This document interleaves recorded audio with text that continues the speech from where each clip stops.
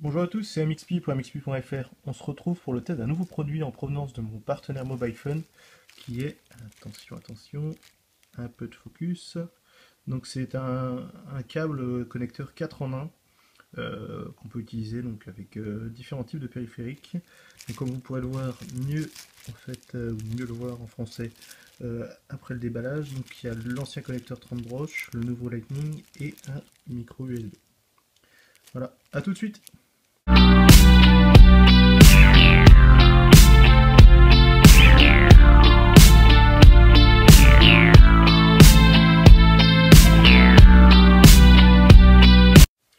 Donc je vous ai coupé en fait l'étape de sortie du plastique, puisque comme d'habitude chez Mobile Fun c'est assez bien emballé, donc avant d'arriver à en sortir il faut se battre un petit peu, mais au moins le produit que vous recevez est toujours en bon état. Donc on est vraiment très proche d'un câble classique. Donc comme vous pouvez le voir, donc la partie USB qui est là, standard, la séparation en 3, le câble micro USB, un peu, là, voilà, le câble 30 broches, classique, et le câble Lightning. Donc c'est vraiment de bonne qualité. C'est étonnant d'avoir écrit Sam, on s'attendrait à voir Samsung sur la partie câble 30 broches, mais bon, ça a l'air de.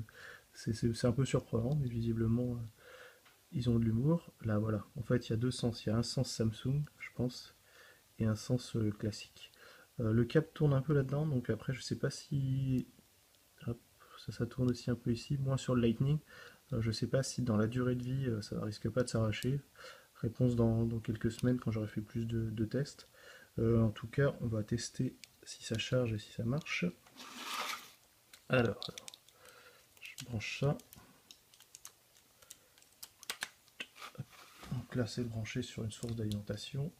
Je peux vous la faire voir, mais bon, ça n'a pas vraiment d'intérêt. Clac. Voilà, elle est là. Si j'enlève mes chrono, ce serait mieux. Hop.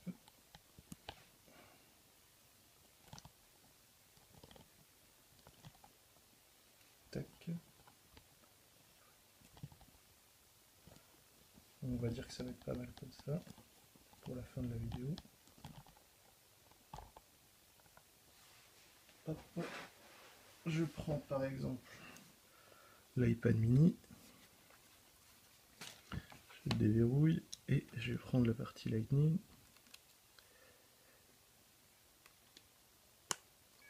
Donc ça rentre malgré la coque et le petit téléphone montre que ça charge. Comme vous pouvez le voir là, bon bah visiblement le câble fonctionne bien, déjà il charge, c'est déjà un bon point.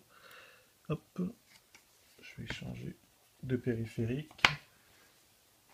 Je vais essayer de le connecter, là je suis en train de faire la vidéo avec mon iPhone 5, donc ça va un peu bouger.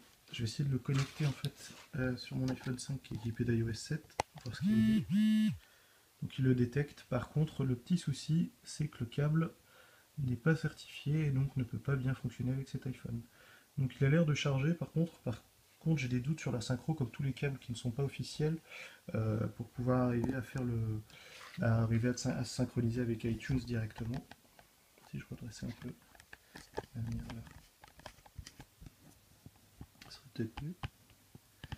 Clac. Qu'est-ce que je pourrais tester encore?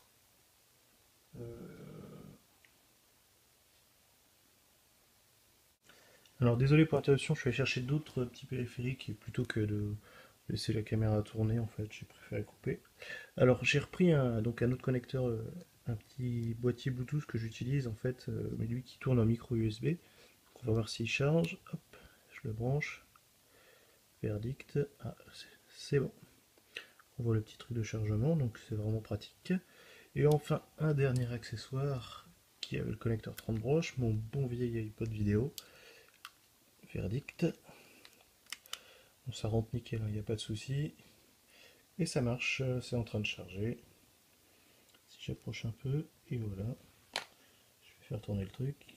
Tac. Donc comme vous pouvez le voir, donc ce petit câble en fait est quand même vraiment pratique quoi, parce que ça vous évite d'avoir 15 câbles différents. Enfin, là en l'occurrence 3. Quand vous partez en déplacement, en vacances, en week-end, peu importe. En tout cas, vous avez toujours un et puis plusieurs connecteurs en fonction de vos différents types de périphériques. Le seul bémol pour l'instant, donc à voir si ça se confirme avec les prochaines bêtas d'iOS, mais c'est le fait que le Lightning, comme il n'est pas certifié, l'accessoire n'est pas forcément reconnu en entier par votre iPhone. Donc voilà. Donc si vous voulez plus d'informations, comme d'habitude, regardez la description et puis le billet sur le blog. Stay tuned!